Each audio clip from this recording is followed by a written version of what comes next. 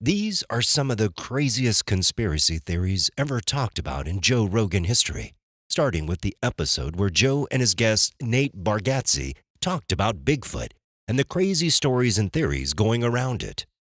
And if you're not familiar with Bigfoot, it's basically a legendary creature, like a giant hairy ape man that people claim to have spotted in the wilderness. There's audio recording that was supposedly taken from the 1970s from Northern California. I want to say Sonoma. I don't remember where it was. It was somewhere in Northern California, but they call them the samurai sounds. The samurai, and it's the weirdest shit ever, man. It's like these guys had this spot that they would go into the mountains and they would hunt every year. And they built this structure out there, and then they brought recording equipment, and they claimed to have recorded sounds of these animals, these Bigfoot, and that these Bigfoot were around them all the time while they were up there. Joe is talking here about the strange world of Bigfoot, focusing on the samurai sounds. These are mysterious recordings from the 1970s, captured by hunters in Northern California. So weird.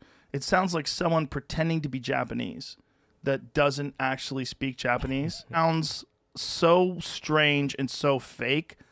But, you know, like they have these quote-unquote experts that say the human voice is not capable of making sounds remotely similar to this. The range is... Which doesn't make any sense if you know who Michael Winslow is. Yeah. Right? Yeah, I know. That guy Yeah. who, this samurai sound, like, there's these loud whoops, whoops, and these guys are, like, in the foreground, you know, like, the guys who are recording, they're trying to communicate with these things. They sound so calm. I mean, if there really was giant fucking 8-foot apes out there wandering around, like, you know, 200-300 yards away from you, screaming and whooping and talking, would you really, and you're in the woods, would you really be so calm? Wouldn't you be freaking the fuck out? Oh, With yeah. these guys, do you have it? Who claimed they were summoned by Bigfoot. The sounds are eerie and almost human, like someone imitating Japanese. But experts argue they're beyond what the human voice can produce.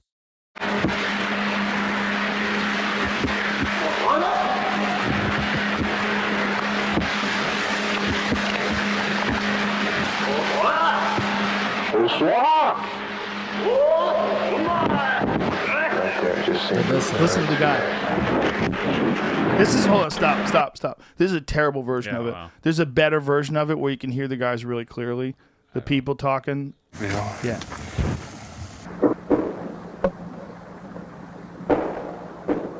They're knocking. That's another thing that Sasquatch do. They knock.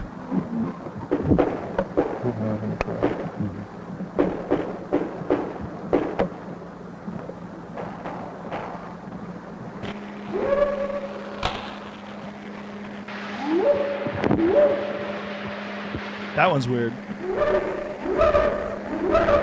Scoot ahead a little bit and hear the samurai sounds.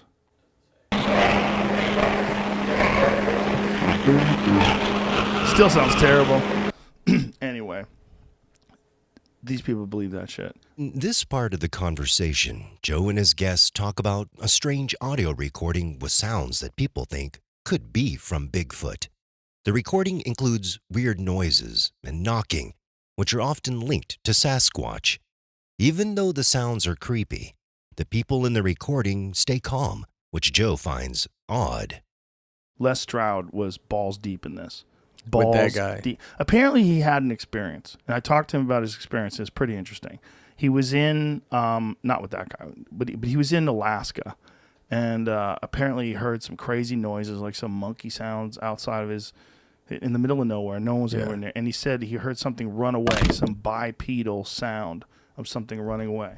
But again, even though he's an experienced woodsman, and he's a guy who's, you know, camped out countless nights in the middle of nowhere and survives in the middle of nowhere and documents it. Like, he's the reason why those survivor shows exist. Yeah. Because that guy literally would starve to death and try to eat, like, bark and whatever the fuck he could for 7. You could see his face, like, sinking in. He was losing weight. mean, he really did do that. He did all sorts of different things to try to survive, and then documented how he was doing it and what he would do. But he got obsessed with Bigfoot and then developed that Bigfoot show.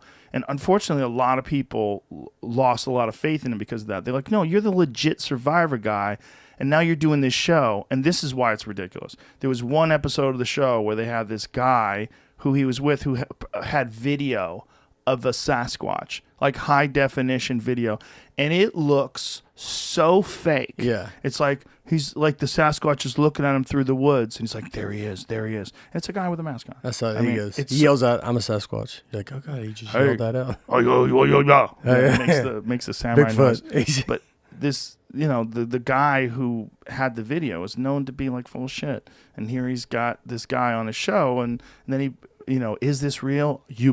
Then they talk about Les Stroud, the creator of Survivor Man, and his connection to Bigfoot.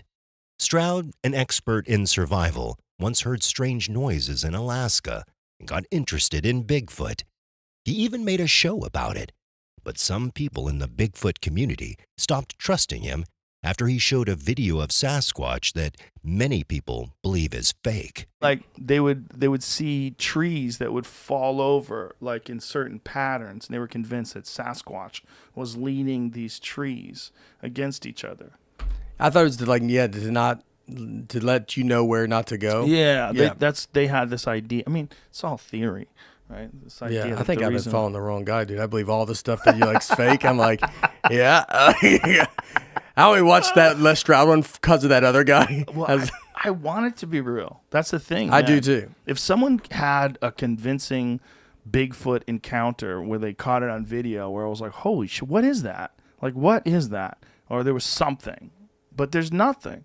Like, Joe and his guests talk about the strange theories surrounding Bigfoot, like how some believe Sasquatch arranges fallen trees to mark certain areas, almost as a warning sign to stay away. Joe once followed a Bigfoot expert he thought was legit, only to realize the ideas were less credible than he had hoped. They both admit the desire for Bigfoot to be real is strong, and they would love to see undeniable proof, like a convincing video. The idea that the Navy might have tech capable of altering space-time is insane. It's wild to think something that could change the world for the better is being kept for military use. It says, paradigm-shifting UFO tech that alters space-time is operable, U.S. Navy Chief Tech Officer. So it's some story that I didn't bother looking into because I saw it when I was on my way out the door. And I was like, what in the fuck is this? Because there's been all these sightings of these things that move in some weird way. Paradigm-shifting UFO tech. There's these things that move in this weird way that don't show any propulsion system. And documents obtained by the drive show the revolutionary technology that has capability to alter space-time may actually be operable, according to the Naval Aviation Enterprise Chief Technology Officer, Dr. James. Why is technology that has the potential to change the entire human experience for the better always used for the defense purposes and military applications? What are the betterments? What about the betterment of humanity? Yeah. I don't know. But it's Christopher Mellon, who's that guy who keeps coming up with all this UFO tech stuff. Twitter feed of Christopher Mellon, the former Deputy Assistant Defense Secretary for Intelligence from 1997 to 2002. Doing so, I came across an interesting post from the Drive regarding documents they received via the Freedom of Information Act regarding a space-time modification weapon developed by the U.S. Navy, which apparently has already gone through experimental testing. This in turn led me to evidence suggesting that other revolutionary type of technology that could no doubt be used to change the world for the better, blah, blah, blah, was already operable. Yeah, I don't know. But this is what, if you pay attention to the UFO world, do you pay attention to that shit at all? Not like actively. There's a guy named Bob Lazar. And I do know that from, because you talked to him. Yeah. It was one of the weirdest conversations I've ever had. Because you're like, I mean, are you crazy? Are you full of shit? Or is this real? Bob Lazar's story about back-engineering UFOs at Area 51 just adds to the mystery. Are we on the edge of discovering something huge, or is this all just too crazy to believe? Designs by Perry at Instagram, and he created this thing, and this is like a scale model of what Bob Lazar supposedly worked on. He was hired by the United States military to work at Area S4, which is part of the Area 51, Site S4, Site 4 was. They used some sort of gravity space-time bending technology. So they didn't use a propulsion system like a rocket, which shoots flame out the back. They bent time in front of them and just would shoot instantaneously to wherever the fuck they wanted to go. So you'd be like instantly be able to go. Instantly. What's fucked is that there was an instance off of the coast of San Diego in 2004 where a Navy pilot by the name of Commander David Fravor, who I've also had on the show, experienced this thing that they call the Tic Tac UFO. They tracked it with radar. They tracked it with the camera systems on their plane, and they even have video footage of this thing. It went from 80,000 feet above sea level to 1 in a second. Wow. That's the amount of time that it takes radar to do the blip, blip, blip, blip. So in that time, it traveled 80,000 feet. They have no idea how the fuck it did that. It shows no propulsion, heat signature. They took video footage of this thing, and it went from there. It took off where they couldn't even follow it with their eye, just disappeared to the predetermined destination where they were supposed to coordinate later. So it's like it's reading their tracking systems or reading where they were going. And the people that worked on the aircraft carrier were telling the fighter pilot, like, we've been seeing these things over, we see them like every couple weeks. Then there's the whole UFO thing. Stuff like the Tic Tac UFO, moving at impossible speeds with no visible propulsion. If that's real, we're talking about a tech that could change everything we know about physics. You are the military, and all you know is that something can do these things. Something can move at this speed. The New York Times had a front page article about it a couple of years ago. And basically they're saying, hey, there are videos of things moving in a way that we don't understand, that aren't exhibiting a heat signature that indicates a propulsion system, and we don't know what it is. Either way, the more we hear about it, the less it feels like a conspiracy, and the more like we're on the verge of something groundbreaking. California has been home to a lot of cults over the years. Some of the older ones, like the family in Southern California, have been around since the 60s and are still active. More recently, there are groups that come from tech industries and focus on ideas like rationalism and effective altruism. These groups often involve smart, successful people, and they sometimes live together with shared beliefs and lifestyles. They're historically, California's been the world leader in cults for a very long time. And I would say that has not stopped, and that continues.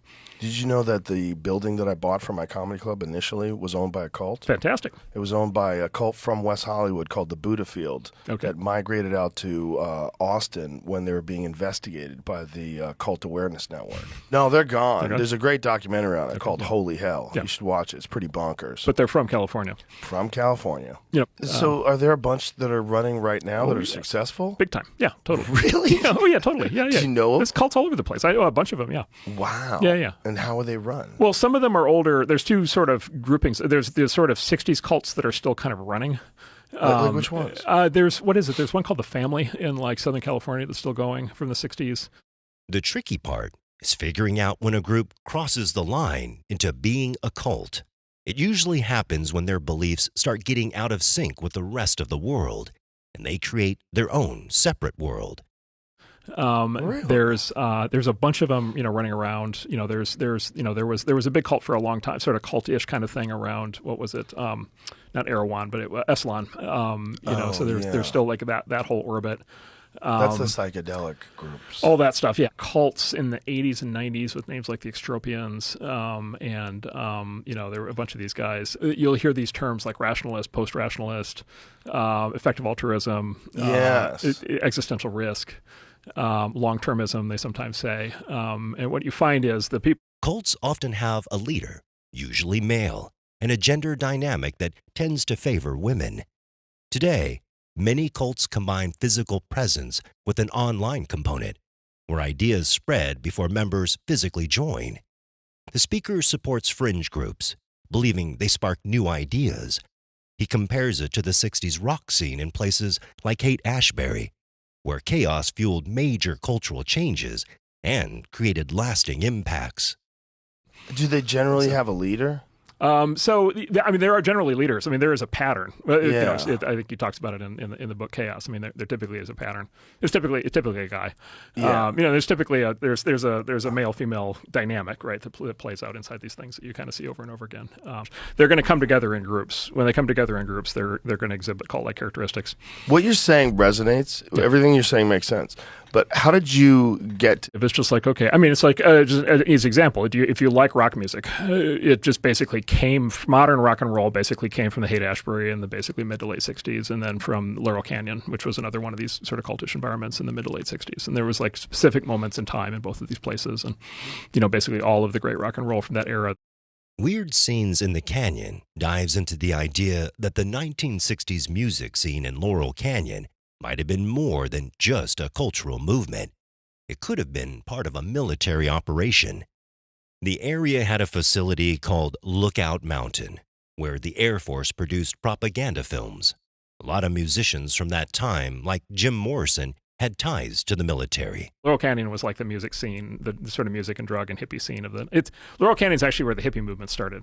There was actually a specific group in Laurel Canyon, in L.A. in about 1965. There was a guy named Vito Polikas, and he had a group called the Freaks, and they were like a nonviolent version of the Manson cult, and it was all these young girls, and they basically would go to clubs, and they were the ones to do the beads and the hair and like all the leather and like all the hippie stuff. Like they got that rolling. The conspiracy theory in this book basically is that the whole thing was an op, and it was a military intelligence op, and the evidence for the theory is that there was an Air Force military propaganda production facility at the head of Laurel Canyon called Lookout Mountain, which today Jared Leto owns. Some people even believe the whole hippie movement was created to undermine the anti-war protest, making it easier for Nixon to get elected. There's also a wild theory that some of the nuclear bomb tests back then were faked to scare the Russians into thinking the U.S. had stronger weapons than it actually did. It's a crazy mix of music, politics, and conspiracy.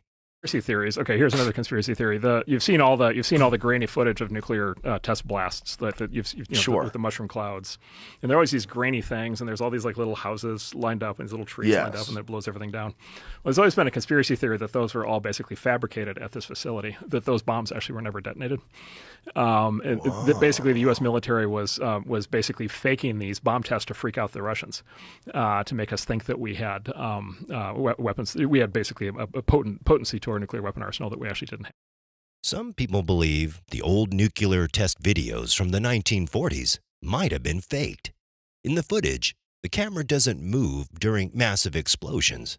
The film isn't damaged by radiation, and the houses and cars look more like small models than real ones. Huh. I don't know. I assume this is all. I assume this is all not true, but it is fun to think about. Why would you assume it's not true? The camera alone. Like this alone, where is the fucking I'll look camera? up what Where's they said that about camera? the camera. Because they have to have an explanation. Someone must have asked them at some point. Or nobody asked. Well, Yep. maybe.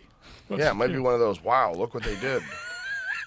We know the Soviets did it too. Yeah. Yuri Gagarin, when he was in that capsule in space, you can clear, if you see the actual capsule and then you see the film footage that was supposedly of him in the capsule, there's like two different sources of light. There's shadows. The camera somehow or another is in front of him, this big-ass camera. There's no room in the thing. Like, they filmed it afterwards, and it looks fake.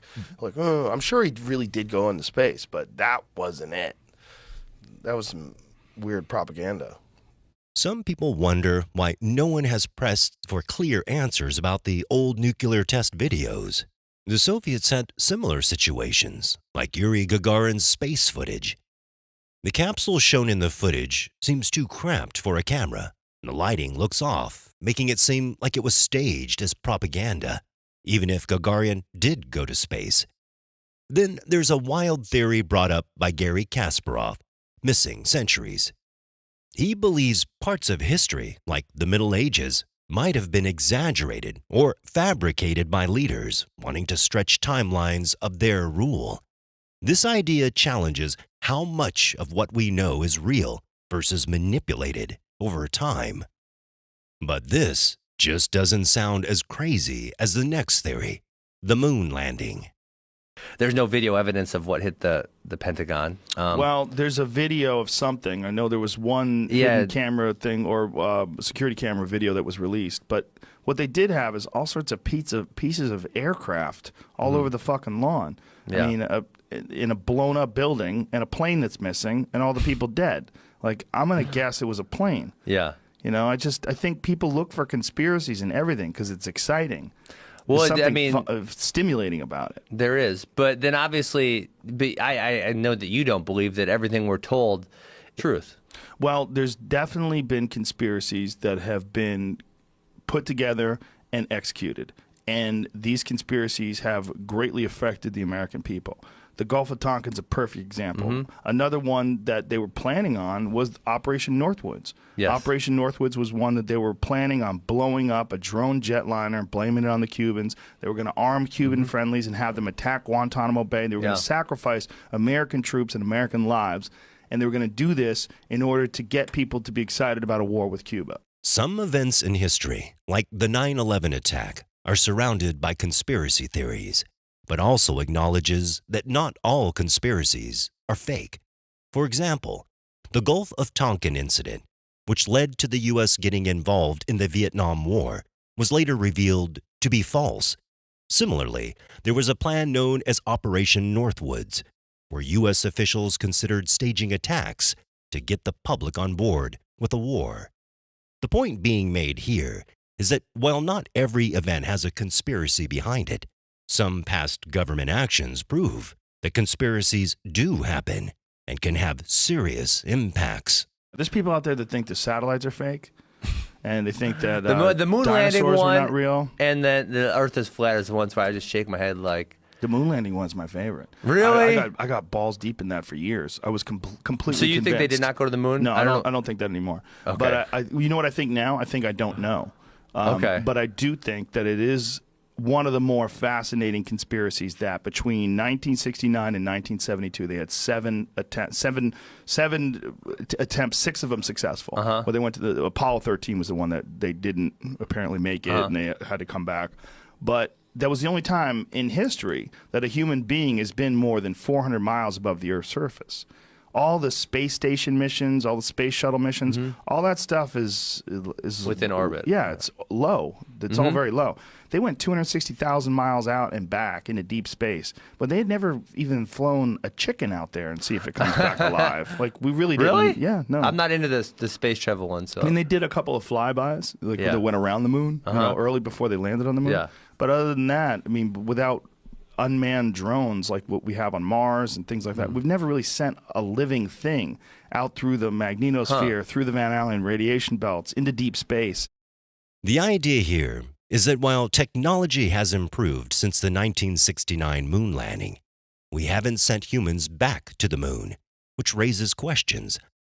Some believe that the technology of the time wasn't capable of safely getting astronauts 260,000 miles to the moon, and the fact that we haven't gone back since 1972 is seen as odd, especially considering today's superior technology. Another point is that it's cheaper and safer to send robots to places like the moon or Mars, so sending humans may not be a priority. Have it, I mean, there's all these possibilities of solar flares and anything that would have killed them instantly, and they just did that. And then we haven't been able to do that since 1972. That's the one where I've never looked into the moon landing. I think it's kind of goofy, right? Well, it's weird. It's a weird one. Why have we never gone back? It's been 50. Surely our technology is far superior to what it was in 1969, right? The technology is far superior, except that they're not using that technology for manned space travel into deep space like that and to go into the moon. So it's like our technology in all these other areas is superior, but they haven't really worked towards that because they haven't been funded. So the big issue is, in many ways, it's money. right? It's there's how much money is there in going to the moon, and it's also very risky to send humans out there. I mean, we're talking about manned missions to Mars now, which may or may not take place by 2030. They're talking about doing that, but it's way cheaper and safer to send robots out there. Like, why risk human lives? It's well, like they it's put very robots retro. on the moon, right? And they put robots on Mars. Yeah. The rovers. The rovers on Mars are that's the most interesting because they're sending these really high resolution photos of the surface of Mars, and they're running tests and checking for biological life. It's really, really interesting stuff. But between 69 and 72, when they did all this stuff, I mean, there's the technology back then was nothing compared to what they have now in terms of calculations and computers, and it's also there's unquestionably some stuff that, whether it was images or video, that was faked. And I think... Really? Yeah. So, like I said, I never looked into this at all. Gemini 15 is the big one because there's a photo of Michael Collins. It shows him in deep space, and they use it as a press release saying that he was on a spacewalk, when it was really an image of him from a test run where there was all this stuff in the background, and he was on this harness, and they just blacked out the background and tried to sell it as him being in space. There's also some suspicion surrounding old space footage, like the photo of astronaut Michael Collins. Some believe certain images were manipulated or faked. For example, the image taken during the Gemini 15 mission was later presented as a spacewalk, but it actually came from a test run with the background digitally altered to make it look like deep space. How much it costs to send somebody to space? Oh, it's insane. $70 million there's these 70 million? for a NASA astronaut to fly on a Russian shuttle. Well, Call there's all Jeff these Bezos. private guys trying to Yeah. sell tickets to places. I mean, Yeah. Bezos is trying to do it. Musk, obviously. But that's I think space. That's just low Earth orbit. That's still inside 400 miles. none of them are trying to go anywhere. No. Well, they might in the future. Well, Branson. Well, I think that's all same thing. It's all low Okay. Earth orbit. But they are talking about future visits to the moon and to Mars. But a lot of times I feel like when they say that, George Bush Sr. said that they were going to go to the moon, back to the moon again. In like fucking, when was that? 1990 or whatever the hell that was? People have always said we're going to go back to the moon, but we haven't been back since 1972. Does that mean that we never went? No. But then it gets weird when you find out that Werner von Braun was a fucking Nazi. Who? Werner von Braun, the guy he was the head of NASA. He was the guy who organized the moon landings, and he was the head rocket guy. That guy was a legit Nazi. Why we haven't been back to the moon since 1972? Despite advances in technology, no one really knows for sure why. Some people believe the U.S. space program had Nazi scientists, like Werner von Braun, behind it, which adds to the mystery. Von Braun played a major role in the moon landings, but he had a troubling past. What they did was they took this thing, it was called Operation Paperclip, where when we won World War II, they took all the top Nazi scientists and they secretly brought them over to America. And they did it on the down low so that no one would think like, hey, why do we have a guy named Werner von Braun running the American space program? Well, it's because the Nazi scientists were insanely advanced. So the question is like, well, were they really Nazis, or were they scientists that were under the boot of the Nazi administration? I mean, well, I don't know. I mean, I'm not around then. Yeah. But I do know that these are the people that were the head engineers and the people that designed it. Werner von Braun himself was saying how impossible it was, just years before they did the moon landing and years before Operation Paperclip, that it was impossible to go to the moon, or how ridiculously impossible it would be. But technology advanced from then to when 1969 happened to when they did it. I stopped saying that we never went to the moon because I really don't know what the fuck I'm talking about. And that's a big part of understanding these conspiracies. It's hard. You have to really know, how much do I know about rocketry? How much do I know about aerospace? Some people think they know more than they do, but the reality is that we may never get all the answers. Zero. Yeah. So if I'm running around saying I don't believe people went to the moon, what is it based on? It's based mostly on ignorance, speculation, and the excited feeling that comes with trying to uncover a conspiracy.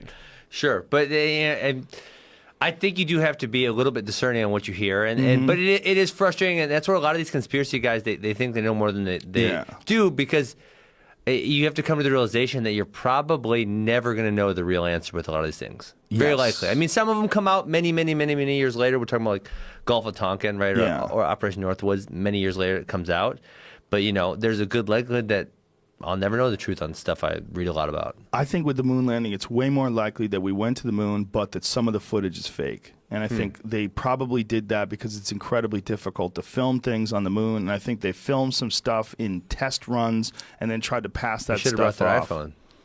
They didn't have it back then. They had these cameras that they had in the center of their chest. I think what if they would have been taking a selfie on the moon? Yeah, the Snapchatting it. You'd have to take your suit off and then you would die. When it comes to the moon landing, it's more likely that humans really went to the moon, but some footage may have been faked due to filming challenges. Some videos look odd, like astronauts bouncing strangely, leading to theories that some footage was faked. However, most believe the moon landing was real, even if the idea of it being a hoax is more exciting for some. They captured the video of the lunar module leaving the surface of the moon and panned up and watched it go. That they did all that remotely. It's all... There's some squirrely footage. You ever see the video of them jumping around? It looks like they're on trampolines. Yeah, I've seen that. Like they're just bouncing straight up in the air. You're like, well, what the fuck is that? How come the physics are different in different flights? Like in some of the flights, like Apollo 11, they're barely getting off the ground. Isn't it one where they're walking, but they're kind of going like that? Well, there's ones like that, and then there's also ones where they fall down. It looks like they're getting yanked up by wires. I think it's entirely possible that some of that stuff was faked. But I think it's way more likely that they actually went to the moon than they didn't. But it's way sexier to think that they faked the whole thing. It's fun. It's fun to think they faked the whole thing. That everybody was quiet about it, and Neil Armstrong gave this real cryptic speech on the 25th anniversary of the moon mission, saying that there are hidden truths. What is the exact quote that he said? Some the great truths that could be revealed. Removing some of truth's hidden layers. Like what if he was giving it away? It was real cryptic. It was like, what do you... The 1969 press conference after the moon landing is often cited as strange, with the astronauts appearing nervous. Some believe they were forced to say things they didn't want to, adding to the mystery. The moon landing itself remains one of the most exciting conspiracies. The U.S. government potentially benefited from it, showing military superiority over the Soviets during the Cold War. Layers, like, I don't even understand what that means. The press conference is one of the more fascinating things. If you watch the press conference, again, I was balls deep in this stuff for years. The press conference from 1969 when they returned from the moon is one of the most cryptic, weird things you'll ever see. These guys look like they just stole something and they're being questioned. I've never seen a video where people look like they're more full of shit than that video of the press conference from 1969. It's weird, man. It's weird. They're like fidgety and looking nervous, like they're getting away with something. So they didn't do it then? They might have done it. They might have been forced to say some things that they didn't want to say, and that could be part of it. Absolutely. They could have done it. But there's a lot of weirdness with the moon landing. It's if you wanted to have like a conspiracy to wrap your head around that's exciting, it's one of the best ones. Really, but who benefits from it?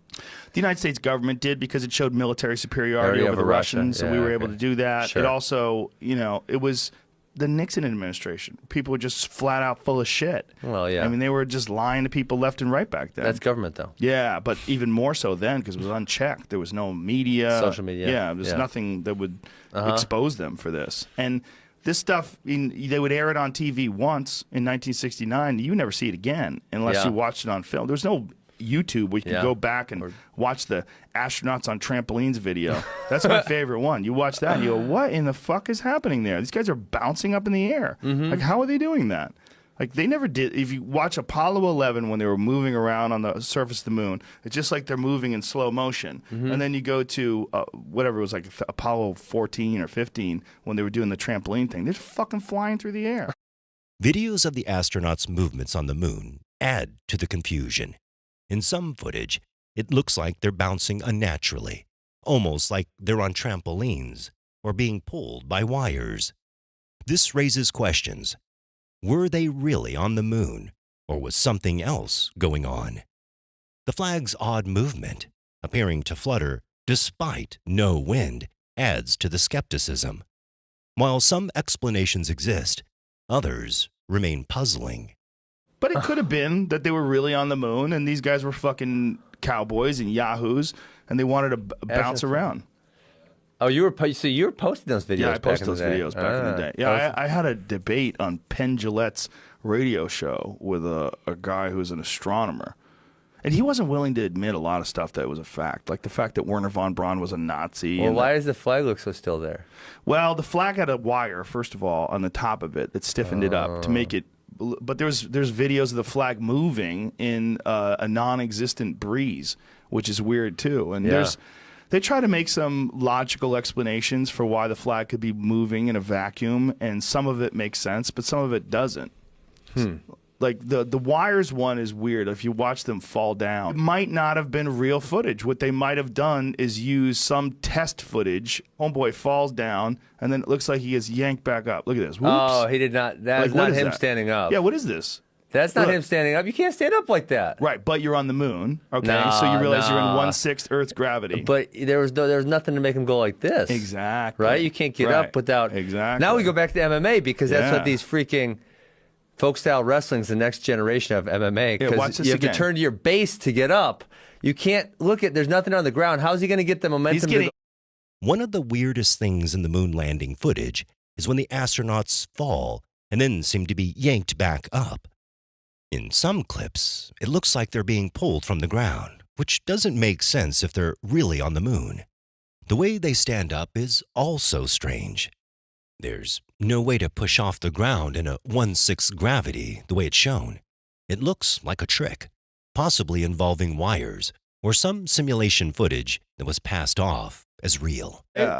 Yeah, that was really weird. It's I very never saw weird. it. Watch it again. Watch him get yanked up. Yeah, he's got no base. Yeah. It almost seems like that little piece is played in reverse. Well, it almost does. Yeah, it almost does. Yeah, that he couldn't stand up like that. But the thing falls down right afterwards, so it wasn't in reverse. I think it's entirely possible that some of the footage was bullshit. But it doesn't mean that they didn't go to the moon. Yeah. It means that overzealous people in and he only the had 1 foot on the ground there, too. Right. Yeah. I've never been in 1/6 Earth gravity in either of you. No, so maybe it's Joe, easier it's to fake, do. dude. Can't stand up like that. You think that's fake? That Ben video Askren says we never went to the moon. I said that video is fake. No, the video is real. That's from television. Okay. The video, that guy standing up like that, he got help somehow. Yeah, well, you can't stand up like that. Very well, he could have been on wires. While it's possible some of the footage was staged, that doesn't necessarily mean the entire mission was fake. It might just have been overzealous filming or preparation, and some simulation footage got mixed up with the real stuff. But it raises questions about what was actually captured and shown to the public. It could have been that they were using that to simulate what it would be like. Because they definitely filmed a lot of simulations. They did a lot of that because they wanted to prepare the astronauts. It's entirely possible that some of those simulations got passed off as being an actual video of them on the moon. Sure. Yeah. Fair enough. Or they faked the whole fucking thing. I wasn't there.